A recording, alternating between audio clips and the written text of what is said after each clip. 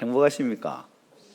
찬양 가사만 행복이 아니라 우리 하나님께서 나를 구원하신 그 은혜, 구속의 은혜가 곧 우리 행복의 출발점입니다. 그런 측면에서 우리의 삶으로 누리고 가진 것보다는 예수를 가진 것, 이것이 가장 큰 행복인 것을 찬양으로도 고백하고 또 삶으로도 고백하는 우리 모두가 되시기를 소망합니다. 우리 옆 사람 인사해 볼까요? 예수님의 사랑으로 축복합니다. 예, 올 한 해 열심히 잘 살아오셨고 이제 우리 회계상 이제 마지막 달 11월 달을 보내고 있습니다. 그리고 오늘은 한 해의 결실을 하나님 올려드리는 추수 감사 주일이기도 합니다. 감사의 계절을 맞이할 때마다 항상 우리의 마음에 있는 과연 나는 하나님께 어떤 감사를 드리고 있을까? 하나님께서 나의 삶에 어떠한 은혜로 채워주었을까? 생각해 보면 급하게 생각하면 아무것도 없지만 찬찬히 살펴 1월 달부터 지금까지 살피면 모든 순간이 하나님의 은혜였다. 모든 시간마다 하나님께서 은혜로 역사하셨다는 사실을 깨닫게 되죠. 그래서 시인은 이렇게 고백을 합니다. 시편 100편에서 감사함으로 그의 문에 들어가며 찬송함으로 그의 궁정에 들어가라 하고 말씀하고 있죠. 감사를 단순한 말로 그냥 감정이 아니라 하나님께 나아가는 예배의 문으로 설명을 하고 있다는 거죠. 결국 감사가 있는 자는 어떤 자리에 나간다는 거죠? 하나님을 예배하는 자리로 나아가게 된다는 것입니다. 그러나 우리가 풍요 속에서도 불평이 넘치는 시대를 살고 있습니다. 내가 누리는 것이 다른 사람은 누리지 못하는 것이 있음에도 불구하고 나보다 더 많이 가진 사람과 비교하다 보니까 그것이 불평이 되어지고 불만이 되어지고 원망이 되어져서 감사의 빈도가 점점 줄어드는 그런 시대에 우리는 살고 있다는 사실입니다. 그런 측면에서 감사는 점점 힘을 잃어가는 시대죠. 이러한 때에 우리 믿음의 사람이 감사를 회복하고 그 감사의 풍성함으로 세상 속에서 하나님의 함께 하심의 은혜를 나눈다면 그것이 곧 복음의 은혜를 누리는 자다라고 말할 수 있는 거죠. 그런 의미에서 우리 모든 성도가 비록 빈곤의 시대에 산다고 말하지만 우리 믿음의 사람들만큼은 빈곤이 아니라 하나님의 풍성한 은혜 가운데 있다는 사실 앞에 감사함으로 살아가는 우리 모두가 되기를 원합니다. 하박국 선지자는 어떻게 고백합니까? 이 땅에 모든 것이 없다 할지라도 구원의 하나님 여호와로 즐거워하고 기뻐한다고 노래하고 있죠. 비록 무화과 나무가 무성하지 못하며 포도나무에 열매가 없으며 감람나무에 소출이 없으며 밭에 먹을 것이 없으며 우리의 양이 없으며 외양간에 소가 없을지라도 우리 다 함께 시작. 나는 여호와로 말미암아 즐거워하며 나의 구원의 하나님으로 말미암아 기뻐하리로다. 아멘. 여러분, 하박국의 이 찬양이 여러분의 찬양입니까? 아닌가 보구나. 그까지 나가려면 시간이 더 있어야 되겠구나. 이 고백이 우리 모두의 고백, 우리 모두의 찬양이 되어야 될 줄 믿습니다. 사도 바울도 감옥 속에서 감사의 편지를 썼습니다. 그는 이 골로새 교회에 3번이나 감사하라고 권면하면서 감사는 그리스도인의 삶의 가장 본질적인 것이다 라고 힘주어 말씀하고 계십니다. 오늘 우리는 이 바울이 이 말씀을 통해서 감사의 중심에 있는 그리스도의 평강, 그리고 감사의 근거가 되시는 예수 그리스도의 말씀, 그리고 감사의 목적이 되시는 하나님께 영광을 돌림으로 우리 안에 새로운 감사의 모습이 회복되기를 소망합니다. 오늘 본문에 보니까 이 감사라는 말씀이 15절과 17절에서 각각 한 번씩 3번 나오는 것을 보게 됩니다. 구약의 감사장이라고 한다면 시편 136편이죠. 그리고 신약의 감사장이라고 말한다면 오늘 우리 읽었던 골로새서 3장이라고 해도 손색이 없을 것입니다. 사도 바울은 이 골로새 교인들에게 감사 생활을 할 것을 거듭해서 강조를 하고 있습니다. 한번 질문해 볼게요. 여러분들은 삶의 자리에서 감사가 많은 것 같아요? 아니면 감사 외에 다른 것이 많이 입술로 고백되는 것 같아요? 감사지요? 네, 감사합니다. 제가 감사합니다. 저 뒤에 사진 보면 이시집 가족이 감 4개하고 살을 써서 감사한다는 말이 있는데 그 감사, 어쨌든 그 감사가 있으면 좋겠습니다. 오늘 본문 15절에 이렇게 말씀하죠. 그리스도의 평강이 너희 마음을 주장하게 하라. 너희는 평강을 위하여 한 몸으로 부르심을 받았나니 너희는 또한 감사하는 자가 되라고 말씀합니다. 골로새 교회는 초대 교회 중에 하나죠. 에바브라가 사도 바울을 만난 이후에 세웠던 교회입니다. 여러분, 초대 교회의 특징이라면 무엇이 있을까요? 온전한 교회의 형태를 갖추지 못했다는 것. 또 하나는 초대 교회는 모든 성도가 핍박과 환난 가운데 있었다는 사실입니다. 그 교회의 편지를 쓰고 있는 거죠. 이런 상황에서 골로새 교인들에게 필요했던 것이 무엇인가? 그리스도의 평강이었습니다. 그리스도의 평강. 그리스도의 평강이 너희 마음을 주장하게 하라. 그리스도의 평강은 세상에서 얻는 평강이 아니죠. 어디에서요? 예수 그리스도 안에서 얻는 평강입니다. 그런 측면에서 보면 세상에서도 평안은 얻을 수 있다는 말도 되겠죠. 사랑하는 사람으로부터의 위로의 전화 한 통, 그리고 삶의 수고를 통해서 얻어지는 것으로 잠시는 평강을 누릴 수 있을 것입니다. 그러나 이 그리스도의 평강은 이런 전화나 물질과 제한을 통해서 얻는 게 아니죠. 그리고 이게 주장하다는 말씀은 심판관이 다스린다, 또 지배한다는 뜻이 있어요. 즉 우리의 마음이 불평과 염려와 시기가 아닌 그리스도의 그 평강에 의해서 다스려져야 된다는 것입니다. 예수님의 평강, 여호와 샬롬이 내 삶을 다스리게 해야 된다는 거죠. 반면에 평강을 위하여 너희가 한 몸으로 부르심을 받았다는 것은 평강을 예수를 믿고 하나님의 거룩한 백성으로 일컬어지는 성도들에게만 부여되어지는 특권임을 말씀해 줘요. 그렇습니다. 예수님의 평강, 이 그리스도의 평강은 온 세상 사람들이 다 받는 것이 아니라 우리 성도들만이 누리는 특권이라는 겁니다. 여러분, 이 평강을 누리고 계십니까? 누리고 계시죠? 네, 계실 줄 믿습니다. 이것이 골로새 교회 성도들이 진정으로 감사해야 될 이유였다라고 바울은 말씀해요. 사도 바울은 그냥 감사하라고 구면하고 있는 것이 아니라 뭐예요? 감사하는 자가 되라고 말해요. 감사하는 자가.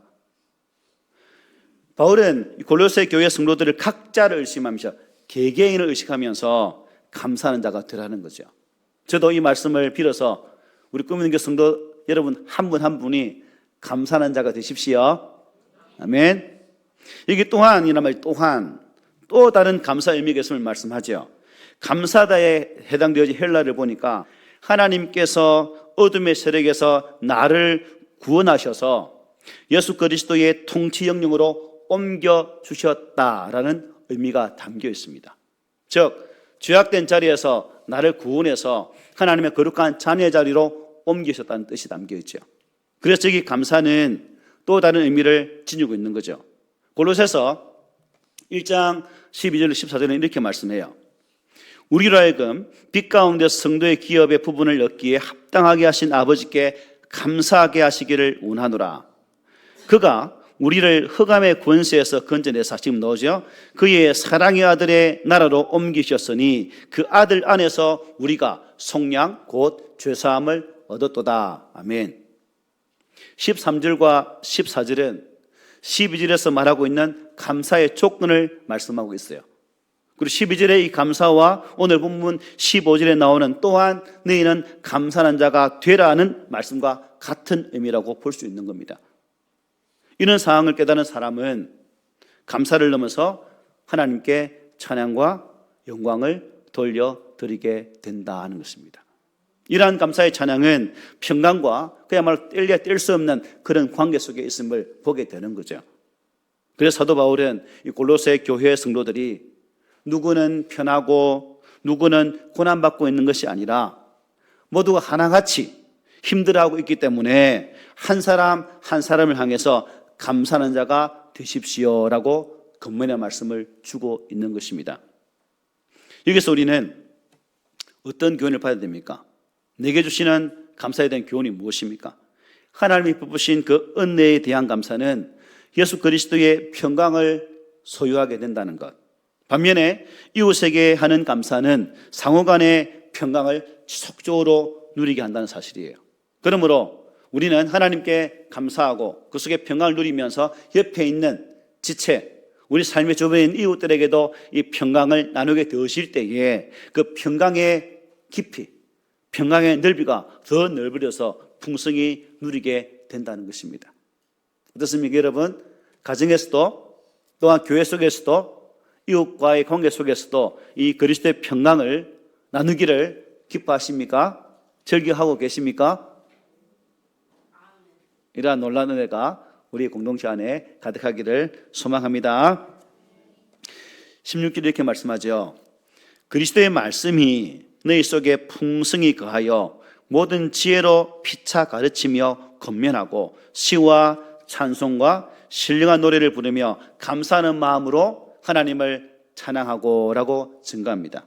자, 예수 그리스도의 평강이 있는 사람이 다음으로 해야 할 일이 무엇인가? 뭐라고요? 그리스도의 그 말씀을 마음에다가 풍성하게 담아라 하고 말씀하고 있어요. 무엇을 담아라고요? 말씀을. 그리스도 그 말씀을 마음속에 여러분 풍성하게 담는 비결이 있습니다. 하나님 말씀을 내 마음에 아주 가득히 채울 방법이 뭐가 있을까요? 뭐가 있을까요? 하나는 성경을 읽으면서 묵상하면서 담는 방법이 있습니다. 성경을 읽는 것으로 끝내는 것이 아니라 묵상까지 해야 풍성하게 담을 수가 있다는 거예요. 다른 하나는 또 뭘까요? 설교 말씀을 들으면서 묵상하는 것입니다. 또 묵상하라고 했다고 설교 시간에 주무시지 마십시오. 저는 지금 묵상하는 시간이니까 묵상 많이 하세요. 이렇게 하면 안 된다는 거죠. 묵상은 설교의 연장선상에 있지만 설교자와 여러분의 시간이 아니라 누구의 시간일까요? 하나님과 여러분의 시간인 거예요. 저는 도구예요. 즉 말씀인 하나님 안에서 여러분과 합하는 시간이라는 사실입니다. 이런 의미에서 묵상은 하나님의 뜻을 나의 마음에 담는 시간이다 하는 의미가 있다는 거죠. 말씀을 읽거나 또한 설교 말씀을 들을 때 여러분 듣고 끝나지 말고 깊이 음미해서 그 말씀이 여러분의 마음에 담아지고 담겨진 그 말씀이 여러분의 삶의 자리에서 은혜로 나타나기를 소망합니다. 여기서 우리가 잊어버리면 안 되는 것, 말씀을 마음에 풍성하게 담아두는 이 두 가지 방법 중에 하나만 선택하는 것이 아니라 뭐예요? 성경 통독과 묵상, 설교와 묵상 이 두 가지가 다 나타나야 된다는 거죠. 그래야 신앙의 균형이 잡힌다는 겁니다. 여러분 우리가 머리가 크면 행동하기가 쉬워요, 어려워요? 예, 머리가 너무 크면 행동이 부자연스러워요. 그 수학 용어로 뭐예요? 가분수죠.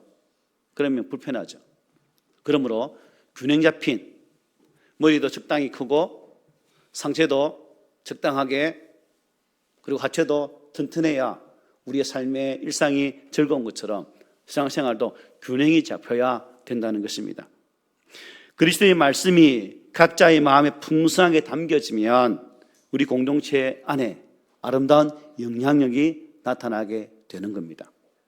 서로가 서로에게, 지체가 지체에게 말씀의 은혜를 끼치게 되어지는 것이고 그 말씀의 끼침이 서로에게 힘이 되어지고 은혜가 되어지고 도전이 되어서 우리의 공동체가 보다 더 말씀으로 건강해진다는 것입니다. 신앙생활은 자주 말씀드리잖아요. 신앙생활은 나 혼자만의 구원에 만족하는 것이 아니다는 거죠.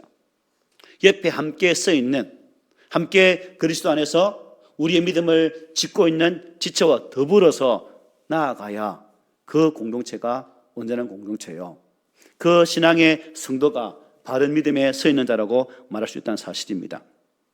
그러므로 이러한 건강한 공동체를 이루기 위해서는 우리가 각각 교회의 일원으로서, 그죠?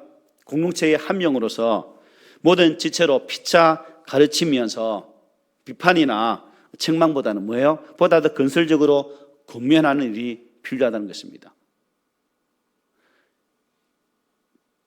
많이 아는 사람들이 실수가 뭐예요? 너무 가르쳐 드는 거죠. 자꾸 가르치다 보면 듣는 사람 입장에서 어떻게 해요? 치는 씨가 나오죠. 치는 니나 똑바로 해라. 이런 말이 나온다는 겁니다. 그리고 여러분 마음속에 이 말씀을 풍성히 담아야 우리의 영혼이 어떻게 해요? 기름진 가운데에서 은혜를 누리게 된다는 겁니다. 그러므로 말씀이 빠진 신앙, 하나님의 거룩한 말씀이 내 가운데 없을 때 우리는 영적 빈곤 속에서 피폐하게 되어지는 것이고, 결국 내 영혼이 피폐해지면 하나님 관계도 끊어지게 된다는 것입니다. 아울러서 그러므로 우리는 이 그리스도의 말씀을 서로에게 가르치고 또한 권면함을 통해서 나만 아니라 서로가 더불어서 함께 말씀을 세워져가는 그런 은혜가 우리 가운데 있어야 할 것입니다. 또 하나는 뭐냐면 시와 찬미와 신령한 노래를 부르면서 마음의 진정한 감사를 담아야 한다고 말씀해요. 시와 찬미와 신령한 노래, 이 세 가지는 뭐 정확하게 이렇게 이렇습니다라고 구별할 수는 없습니다. 그러나 대충은 설명할 수 있겠죠. 시는 어디를 말할까요? 시편을 말할 수 있다 볼 수 있죠. 시편 150편 중에 100편 이상은 하나님의 도우심에 대해 감사를 찬양하고 있는 노래들로 구성되어 있습니다. 그리고 찬미는 우리가 흔히 하고 있는 찬송을 의미한다고 볼 수 있는 거죠. 설거지 하다가도 뭐예요? 마음의 평강이 찬양을 통해서 오게 될 때도 많습니다. 간혹 유튜브에 뜨는 찬양을 뚝 들을 때 혼자서 그 찬양에 도취돼 가지고 참 나가더니까 눈물이 많아져가지고 또 혼자서 휴지 통 들고 와서 또 짤 때도 참 많습니다. 그 신령한 노래는 영적 요소로서 하나님과의 특별한 관계를 의미하죠. 시와 찬양과 찬미와 신령한 노래로 우리가 더욱더 온전함을 세워질 때에 이러한 모습들이 풍성할 것입니다. 바라기는 우리 교회 성도들이 이런 하나님의 은혜 안에서 말씀이 내 마음에 풍성해지고 풍성해진 그 말씀으로 서로를 가르치고 권면하면서 하나님께 영광 돌리는 그런 복 있는 공동체가 되기를 소망합니다. 찬양은 여러분 무엇일까요? 우리 그리스도인들의 마음으로부터 시작한 입술의 열매이자 또한 곡조 있는, 보통 우리가 곡조 있는 뭐라 하죠? 찬양을 기도로 말하지만 덧붙여서 이 찬양은 곡조 있는 신앙 고백이라고도 말씀드리고 싶습니다. 왜일까요? 그 찬양의 가사는 자신의 삶에 신앙의 고백을 담아서 표현한 가사가 많기 때문입니다. 아울러서 우리는 이러한 찬양을 접할 때마다 무엇보다도 찬양은 내 감정을 돋구어서 내 감정을 흥분케 하는 것이 아니라 어디 자리까지 나가야 되는 거죠? 찬양은 어디로 이어져야 된다? 예배로 이어져야 되는 것입니다. 이 찬양은 예배의 행위라는 거죠. 우리가 예배하면서 찬양하는 것은 순서에 의해서 하는 것이 아니라 뭐예요? 예배의 행위로서 찬양을 하는 겁니다. 그러므로 찬양할 때 어떻게 해야 될까요? 크게 해야 되죠. 마음을 다하여서. 그래야 진정한 찬양이 될 수 있습니다. 그러므로 진정한 찬양은 감사함으로 하나님께 드리는 것임을 믿으시기를 바랍니다. 끝으로 17절에 이렇게 말씀해요. 우리 함께 읽어봅시다. 시작. 또 무엇을 하든지 말에나 이래나 다 주 예수 이름으로 하고 그를 힘입어 하나님 아버지께 감사하라. 아멘. 자, 17절은 15절부터 이어져온 감사에 대한 결론입니다. 여기에는 감사의 찬양을 해야 할 우리 그리스도인의 삶의 모든 그런 면을 다 가지고 있다고 볼 수가 있죠. 17절은 또 무엇을 하든지 말해나 이래나 라고 시작하고 있습니다. 사람은 마음에 품은 것이 뭘로 나와요? 말로 나타나죠. 그래서 모든 것이 이 말로 시작됩니다. 그래서 바울은 세 가지로 권면합니다. 여기서 보니까 첫째 뭐예요? 모든 일을 어떻게 하라? 주 예수의 이름으로 하라 하는 것입니다. 모든 일을. 초대교회에서 여러분 가장 두드러진 현상 중에 하나는 주님의 이름으로 행했다는 겁니다. 구원도 누구 이름이에요? 예수의 이름이죠.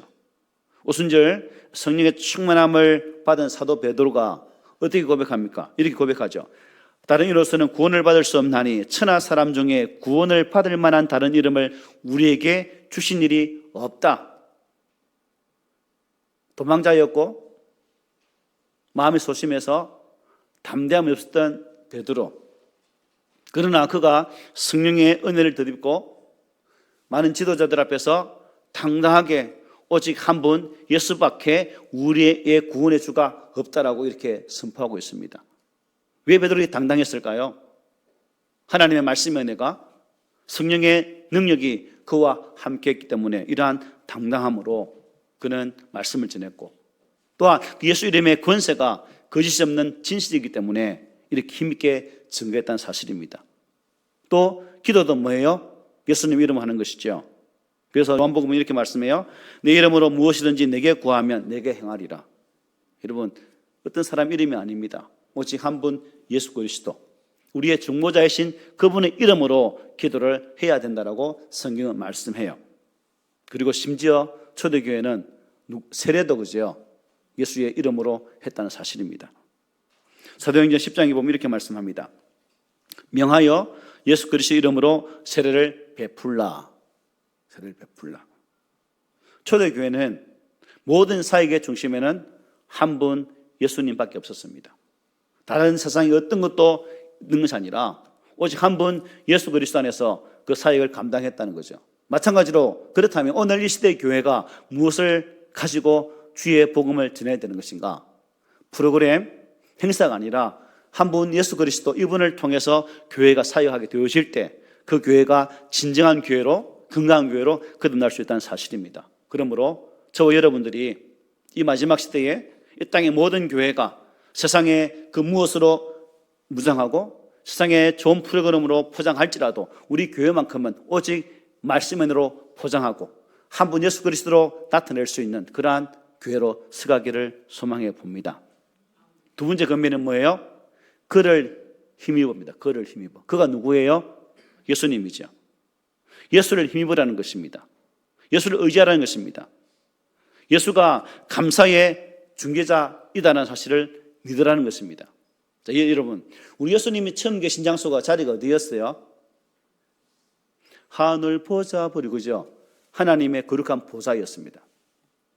근데 그분은 그 보좌를 버리시고 이 땅에 우리를 구원하시기 위해 오셨습니다. 그리고 그분은 이 땅에서 공생의 사역을 다 마치시고 죽으시고 부활하셔 성천하심으로 다시금 하늘의 거룩한 나라에 들어가셨습니다. 어디에 앉으셨죠? 보좌에 앉았습니까? 아니죠. 하나님의 우편에 앉으셨다.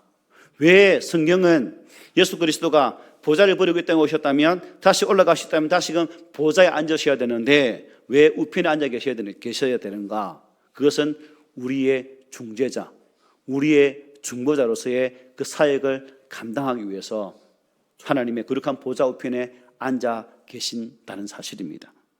그러므로 우리 이것을 보면서 예수님은 지금도 저와 여러분 한 분 한 분을 위해서 하나님의 거룩한 보좌 우편에서 하나님께 우리의 사정과 사항을 알려주고 계신 분이란 사실이죠.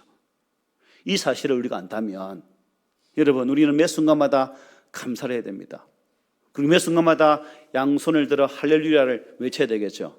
나 같은 것이 무엇인데 감히 하나님께서 우리 주님께서 지금도 하나님께 직구하며 나의 사항을 알고 계실까?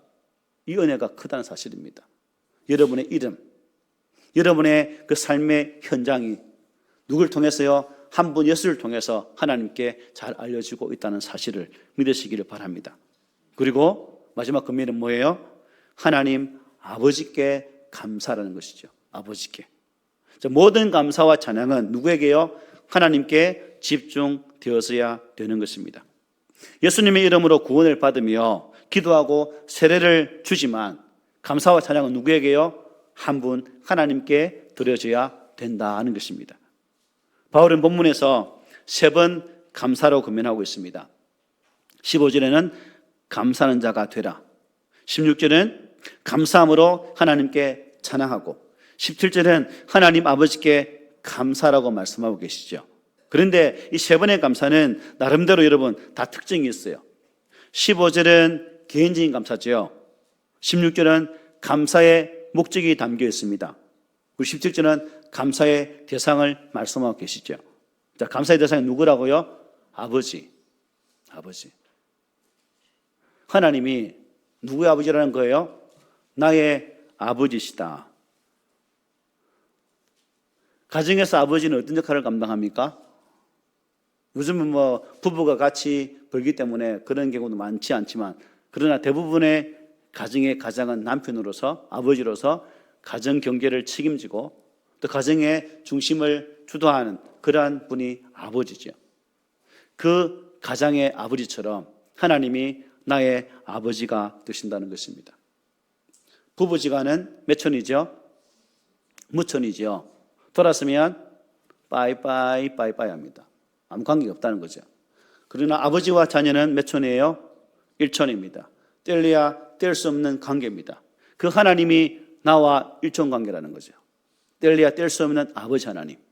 그 하나님이 나의 아버지가 되시고 그 하나님이 지금도 나의 삶의 주가 되시는 분임을 바울은 고린도 교회를 통해서 말씀하고 있고, 또 이 말씀을 대하는 우리들에게 증거를 해주고 있다는 사실입니다. 그러므로 우리는 1년 365일 내내 감사의 찬양을 우리 입술에 달고 있어야 됩니다. 그런데 개의치 못해서 다른 때로는 어떻게 해요? 감사보다는 입술에 험악한 말을 담을 때도 참 많습니다. 그러나 오늘 하루만큼은, 추수감사주일만큼은 옆에 쳐도 감사, 누가 욕을 해도 감사하는 그런 감사의 시간이 되었으면 좋겠습니다. 오늘 본문은 사도 바울이 골로새 교회와 우리들에게 감사할 것을 아주 강조하며 권면하는 말씀입니다. 감사의 대상은 하나님이라는 거죠.